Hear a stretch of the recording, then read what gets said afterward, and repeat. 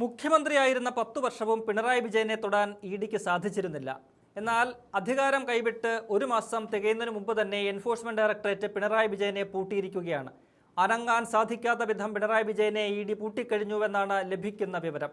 ശക്തമായ തെളിവുകൾ ലഭിച്ചാൽ പിണറായി വിജയനെയും മകൾ വീണയെയും ഇഡി ചോദ്യം ചെയ്തേക്കും. ഇതിന് പിന്നാലെ CPIM അടിയന്തര യോഗം വിളിച്ചിരിക്കുകയാണ്. ഇഡി പിണറായി വിജയനെ വേട്ടയാടുകയാണെന്ന് പറഞ്ഞ CPM ശക്തമായ പ്രതിരോധം തീർക്കുന്നുണ്ട്. അതേസമയം ഇഡി കേസിൽ കുടുങ്ങിയതോടെ പ്രതിപക്ഷ നേതൃപദവി രാജിവെക്കണമെന്ന ആവശ്യവും ശക്തമാണ്. കഴിഞ്ഞ ഒരു ദശാബ്ദമായി CPM എന്ന പാർട്ടിയെ പിണറായി വിജയൻ ഹൈജാക്ക് ചെയ്തുവെന്ന വിമർശനം കഴിഞ്ഞ ദിവസങ്ങളിൽ സംസ്ഥാനത്തെ പാർട്ടി കേന്ദ്രങ്ങളിൽ നിന്ന് ഉയർന്നിരുന്നു. ഇതിനു പിന്നാലെ ഇഡി കൂടി കുടുക്കിയതോടെ പിണറായി വിജയന്റെ രാജി CPM ചോദിച്ചു വാങ്ങണമെന്ന ആവശ്യവും ശക്തമാണ്. ഈ സാഹചര്യത്തിലാണ് CPM അടിയന്തര യോഗം ചേർന്നിരിക്കുന്നത്. ഇതോടെ പ്രതിപക്ഷ നേതൃപദവി പിണറായി വിജയൻ രാജിവെക്കണമെന്ന ആവശ്യവും ശക്തമായി ഉയർന്നിട്ടുണ്ട്. പിണറായി വിജയന് പുറമെ മുൻ മന്ത്രിയും മരുമകനുമായ മുഹമ്മദ് റിയാസിന്റെയും വീടുകളിൽ എൻഫോഴ്സ്മെന്റ് ഡയറക്ടറേറ്റ് റെയ്ഡ് നടത്തിയിട്ടുണ്ട്. എക്സാലോജിക് CMRL ഇടപാടുമായി ബന്ധപ്പെട്ടാണ് റെയ്ഡെന്നാണ് ലഭിക്കുന്ന വിവരം. CMRLുമായി ബന്ധപ്പെട്ട 12 ഇടങ്ങളിൽ റെയ്ഡ് നടക്കുന്നുണ്ട്. CMRL MD ശശിധരൻ കർത്തിയുടെ വീട്ടിലടക്കം ഇഡി സംഘം റെയ്ഡ് നടത്തി വരികയാണ്.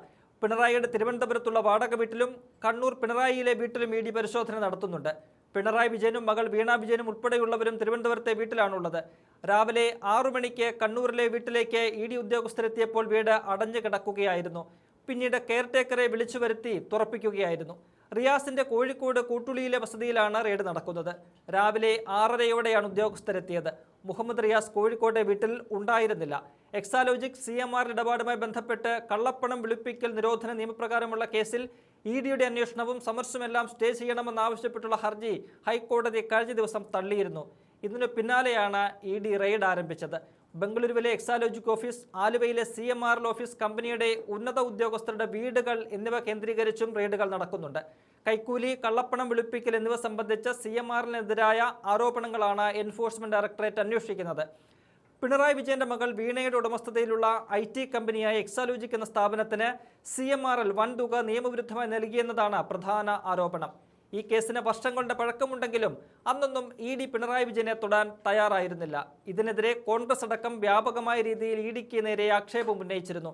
അധികാരം കൈവിട്ട് വെറും പ്രതിപക്ഷ നേതാവായി മാത്രം ഒതുങ്ങിക്കഴിഞ്ഞ പിണറായി വിജയനെ ഇഡി പൂട്ടുമ്പോൾ CPMന് കൂടിയാണ് അത് ഇരട്ട പ്രഹരം നൽകുന്നത്. നിയമസഭാ തെരഞ്ഞെടുപ്പിൽ അടപടലം തോറ്റുനിൽക്കുന്ന പാർട്ടി തിരിച്ചുവരവിന് ശ്രമിക്കുമ്പോഴാണ് ഇഡിയിൽ നിന്ന് ഇങ്ങനെയൊരു പണി പ്രതീക്ഷിക്കാത്ത നേരത്ത് വന്നിരിക്കുന്നത്.